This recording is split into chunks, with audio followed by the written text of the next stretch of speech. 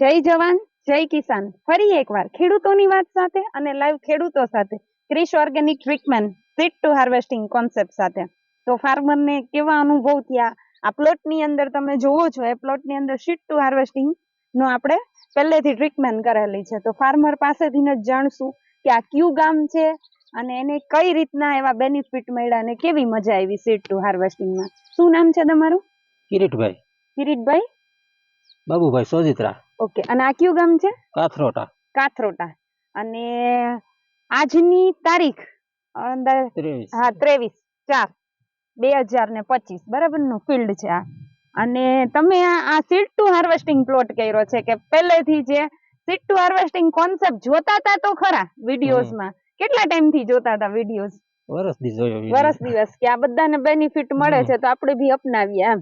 તો છૂટક પ્રોડક્ટ્સ તો કેટલા ટાઈમ થી વાપરતા હતા? વર્ષ પહેલા ચાલુ કર્યું હતું ચોમાસામાં ક્યારેક એમાં તમને મજા આવી? હા. પછી સીડ ટુ હાર્વેસ્ટિંગ માં આ વખતે વિચાર્યું કે સીડ ટુ હાર્વેસ્ટિંગ માં કરીએ તો ફાયદો થાય. સીડ ટુ હાર્વેસ્ટિંગ તમે તલ ની અંદર કર્યું છે અને આ કાળા તલ છે ને? કાળા છે. હવે તમે જનરલી દર વર્ષે તલ વાવો છો અને આમાં ને એમાં શું ડિફરન્સ છે? આ ટ્રીટમેન્ટ થી સારો ફાયદો દેખાય છે. બેઠાની સંખ્યા જાજી છે, હાઈટ સારી છે.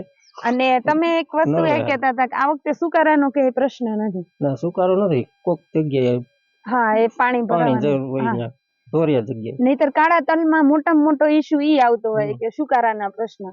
આ ટ્રીટમેન્ટ થોડીક એડવાન્સ છે. થોડુંક એડવાન્સ કરવામાં આવે તો એનો બેનિફિટ પૂરો મળે. જ્યારે છોડ નાની અવસ્થામાં હોય ત્યારે જ એની ટ્રીટમેન્ટ આપણે સ્ટેપ બાય સ્ટેપ લગાવીએ કે હરેક પિયત કોરા ના આપીએ.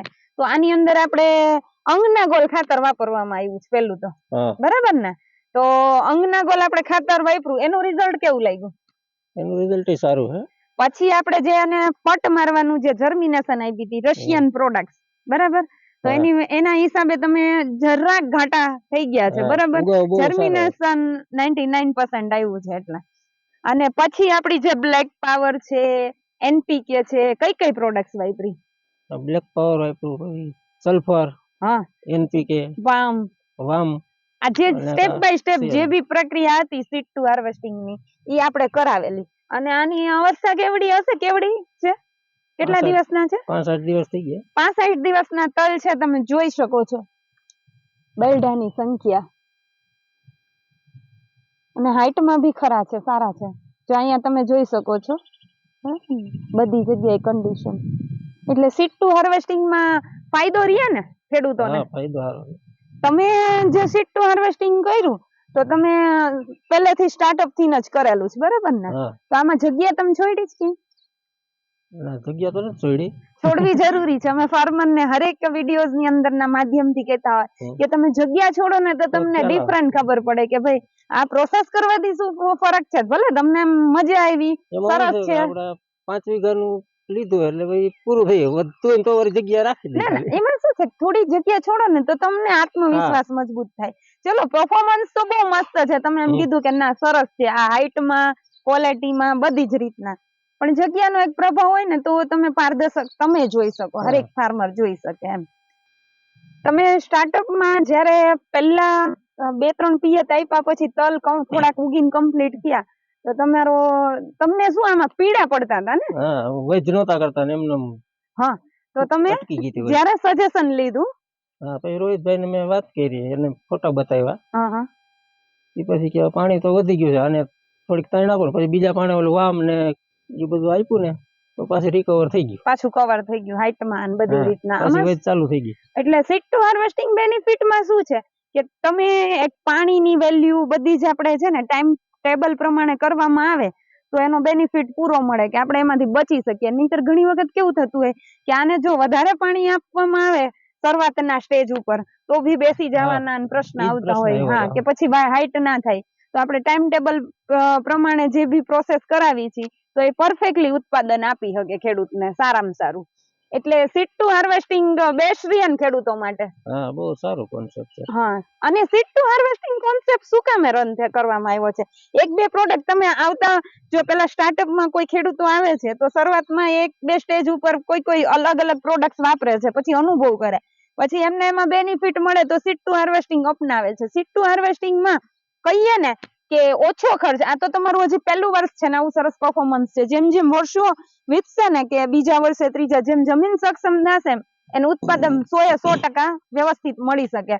એટલે સીડ ટુ હાર્વેસ્ટિંગ કોન્સેપ્ટમાં આપણે કેવું થાય કે આવ્યા પછી એની માર્કેટમાં દવા લેવા જઈએ, બરાબર, પણ આ પેલા એડવાન્સ ચાલીએ તો કઈ ટેન્શન જ નહીં, કેનું ટેન્શન બાદ થઈ જાય આપણે કે ભાઈ બિંદાસ થઈ ગયા આપણે.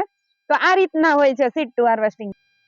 ઘણા લોકો એવું કહેતા હોય કે કાળા તલ કરીએ એટલે થોડીક તકલીફ ઊભી થાય, સુકારાના પ્રશ્નો આવે, જો એવું ઉત્પાદન ના મળે. ઘણા બધાને આપણે માર્કેટમાં જાણીએ તો સલાહ દેવા વાળા જાજા હોય કે ભાઈ આમ નહીં ને આ પ્લોટ લાઈવ પ્લોટ છે કે આની અંદર સારામાં સારો બેનિફિટ કહી શકાય ને, સુકારાનો કોઈ પ્રશ્ન નથી. નહીતર જનરલી બધા એવું કહેતા હોય માર્કેટમાં કે ભાઈ એમાં સુકારો આવી જાય એમ. તો તમને બધાએ ઘણા કીધું હોય તો આ પ્લોટ ની અંદર કેવું લાગે છે કાળા તલ ની અંદર? સારું છે ને? પાણી નબળા હિસાબે એમ થતું પણ કોઈ આમાં કઈ પ્રોબ્લેમ આવ્યો નથી. એટલે કોઈનું આપણે છે ને લાઈવ અનુભવ જ કરવાનો. કોઈ આપણે એવું કહે કે કાળા તલ ના થાય તો આ કાળા તલ નો છે ઘેરો, તમે જોઈ શકો છો, અને સારામાં સારો બેનિફિટ છે. આપણે બતાવવાનું શું કામ કે ખેડૂતો જાગૃત થાય અને ઓર્ગેનિક દિશામાં વળે. હવે એક વસ્તુ મારે એ જાણવી છે કે તમને ઓર્ગેનિક માં ઇન્ટરેસ્ટ હતો ખરો? હા, પછી ધીમે ધીમે જાગૃત તો જ વિડીયોઝ જોયા હોય. કેમ કે કેવું છે કે ઓર્ગેનિક ની એક ચાહના હોય કે આપણે જમીન તરફ આપણે રોજે રોજ જમીન આપણી પતતી જાય છે અને ઓર્ગેનિક કરવું છે, આજે નહીં તો કાલે આપણે બધાને અપનાવવું છે. તો એક આ સારું માધ્યમ કહી શકાય ને seed to harvesting organic basic ઉપર આખે આખું કોન્સેપ્ટ. બહુ સારું કહેવાય. બીજે ક્યાંય ફાફા ના મારવા ને, દેશી ભાષામાં કહીએ તો. કેમ કે ખેડૂતોને કેવું હોય છે કે પ્રોડક્ટ તો બધી માર્કેટમાં મળે પણ કયા ટાઈમિંગે શું વાપરવું ને એમાં કન્ફ્યુઝન થતું હોય. એટલે ઘણા ખેડૂતો શું કરતા હોય કે ભાઈ એક વર્ષ અપનાવે પછી પાછું છોડી દે અને પાછું ઓલી પેસ્ટિસાઇડ ખેતી અપનાવી લે. જયારે બેનિફિટ નો ટાઈમ હોય ને ત્યારે એ છોડી દે. એટલે છે ને આ કેવું છે ધીરજની વસ્તુ છે. ધીરે ધીરે તમારું ઉત્પાદન છે ને પ્લસ થતું જાય, માઇનસ ના થાય. એટલે ખેડૂતોને ઓર્ગેનિક તરફ વળવા માટે સીડ ટુ હાર્વેસ્ટિંગ કોન્સેપ્ટ છે ને 100% રહ્યા ને. એટલે સીડ ટુ હાર્વેસ્ટિંગ કોન્સેપ્ટ સિવાય પોસિબલ નથી મારા મતે. કેમ કે એક બે પ્રોડક્ટ માર્કેટમાં તમે સજેશન કરી લ્યો પણ માર્કેટમાં આખે આખો કોન્સેપ્ટ રન કરવો એમાં ખેડૂતોનું હિત છે. અને તમે કરો ને અમે ખેડૂતોને કહીએ છીએ કે તમે અડધામાં જ વાપરો, અડધામાં તમે ડિસાઈડ કરો કે અડધામાં નથી વાપરો ત્યાં શું બેનિફિટ છે, અહીંયા શું છે, બેયનું ખર્ચ કેલ્ક્યુલેશન લખો પ્લસ માઇનસ, તો તમે સારી ખેતી ઉપર જઈ શકો આવનારા સમયની અંદર. એટલે